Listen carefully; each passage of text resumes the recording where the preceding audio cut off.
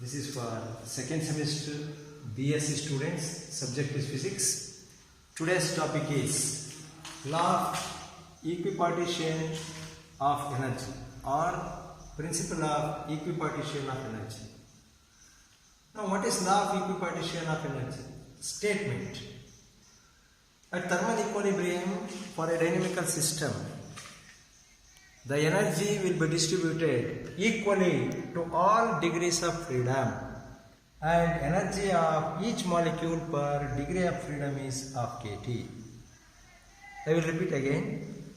At thermal equilibrium, the energy of system, which is dynamical system, will be equally distributed to all degrees of freedom, and energy of each molecule of gas will be of kT.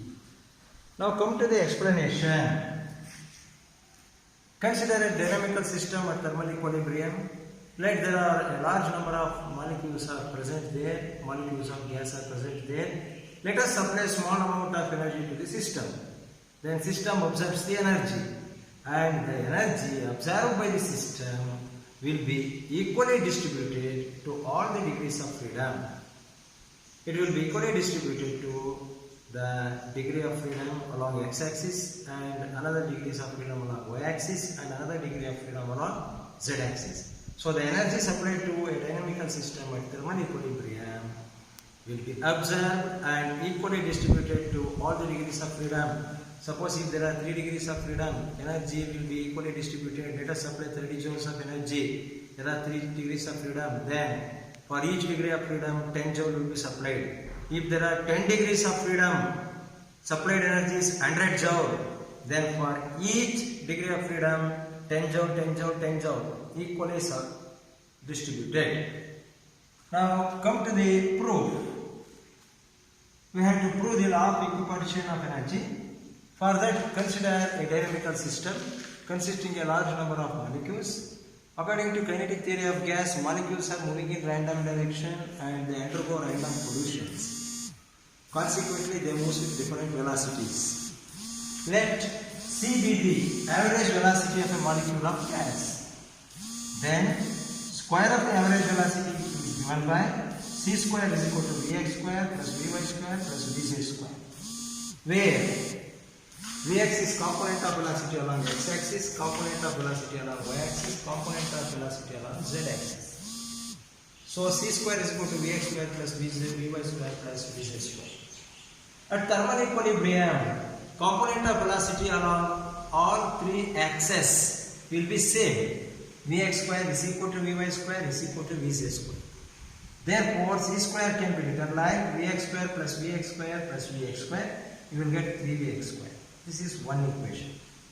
Suppose if you substitute all the 3 as Vy square plus Vy square plus Vy square, you will get 3Vy square. Similarly, you can get C square is equal to 3Vz square.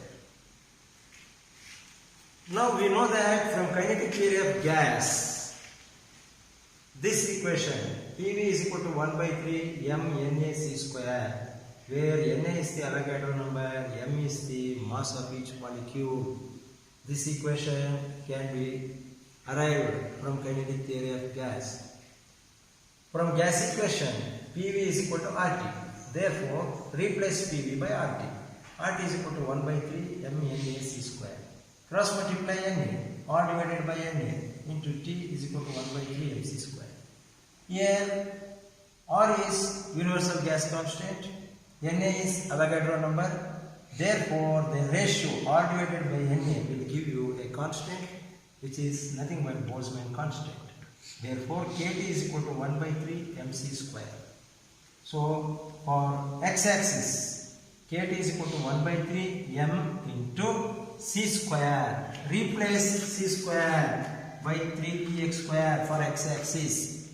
If you want for y-axis, it should be replaced by 3vy square. If you want z-axis, it should be replaced by 3vz square. Since I am calculating for x-axis, replace it by 3vx square, 3 gets cancelled, mvx square. Divide this equation by 2 on both sides. You will get half kT is equal to half mvx square. Half mv square is nothing but the kinetic energy. Therefore, half mvx square is nothing but the energy. Since here Vx is there, I write Ex. Ex is nothing but energy of molecule along x-axis. Therefore, energy of molecule along x-axis is equal to half kT. Similarly, we can show by substituting c square as 3vy square. Ey is equal to half kT. This is nothing but energy of molecule along y-axis. Ez is equal to half kT. This is nothing but energy of molecule along z-axis. From these three equations, Ex is equal to Ey is equal to Ez. This means energy of molecule along x-axis, 1 degree of freedom, is equal to energy of molecule along y-axis, another degree of freedom, is equal to energy of molecule along z-axis. It is energy of molecule along another degree of freedom. So there are 3 degrees of freedom in this case. One is x-axis and another corresponds to y-axis and another corresponds to z-axis. But energy along all the 3 degrees of freedom remains same. Now total energy can be obtained by adding all these 3 equations, half kT plus half kT plus half kT. Totally is equal to 3 by 2 kT.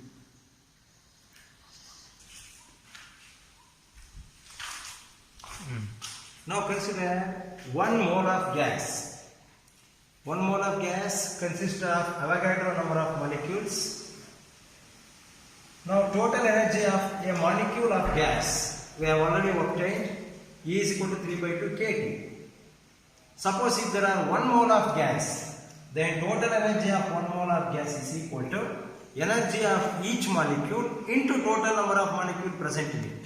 Energy of each molecule into total number of molecules present in it. Total number of molecules present is nothing but Avogadro number. E is the energy of each molecule. Therefore, 3 by 2 kT into Na. Now, K into Na. Group it together. 3 by 2 K into Na. But K into Na, Boltzmann constant into Avogadro number is nothing but universal gas constant. Therefore, we can write U is equal to 3 by 2 Kna can be replaced by R into T. So total energy of 1 mole of a gas or total energy of all the molecules present in 1 mole of gas is given by this relationship. U is equal to 3 by 2 RT. Thank you.